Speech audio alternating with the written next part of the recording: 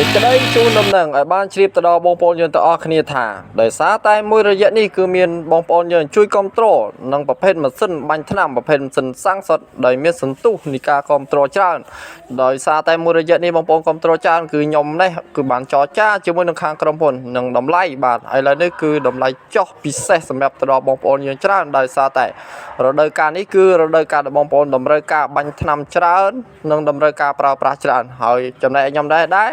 គឺដោយសារតែមានបងប្អូនយើងគ្រប់គ្រងច្រើនក៏ខ្ញុំបានចរចាជាមួយនឹងក្រុមហ៊ុន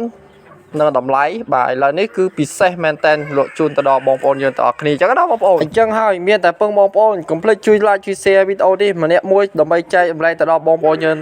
អ្នកមិនតបានទិញឲ្យគាត់បានដឹងផងបាទតែគាត់មានកម្រងត្រូវនឹងទិញអញ្ចឹងណាព្រោះអីតម្លៃនេះគឺតម្លៃមិនធ្លាប់មានទេបងប្អូនបាទគឺតម្លៃពិសេសមែនតែបងប្អូនបាទម៉ាស៊ីនបាញ់ថ្នាំសាំងសុទ្ធនេះកាលពីដើមឡើយគឺយើងលក់ត្រឹមតែ260000បងប្អូនបាទអានោះតម្លៃចោលបងប្អូនមកតម្លៃ260000ណាបងប្អូនបាទហើយឥឡូវនេះគឺខ្ញុំបានចរចាជាមួយក្រុមហ៊ុនរួចហើយបាទតម្លៃចុះសល់ត្រឹមតែ255,000តែប៉ុណ្ណោះគឺពិសេសមែនតែបងប្អូនហើយពិសេសមហាពិសេសមែនតែជាម៉ាស៊ីនបាញ់ថ្នាំម៉ាស៊ីនសាំងសុទ្ធណាបងប្អូនបាទគឺតម្លៃនេះគឺតម្លៃមិនធ្លាប់មានទេបងប្អូនហើយសិនសាំងសុទ្ធនេះគឺតម្លៃសត្រឹមតែ255,000តែប៉ុណ្ណោះអញ្ចឹងសម្រាប់បងប្អូនដែលមានតម្រូវការចង់បានបាទអាចទំនាក់ទំនងតាមរយៈលេខទូរស័ព្ទឬមួយក៏បងប្អូនយើងអាចឆាត់មកចូល page បានបាទអញ្ចឹងសេវាផ្ញើគ្រប់24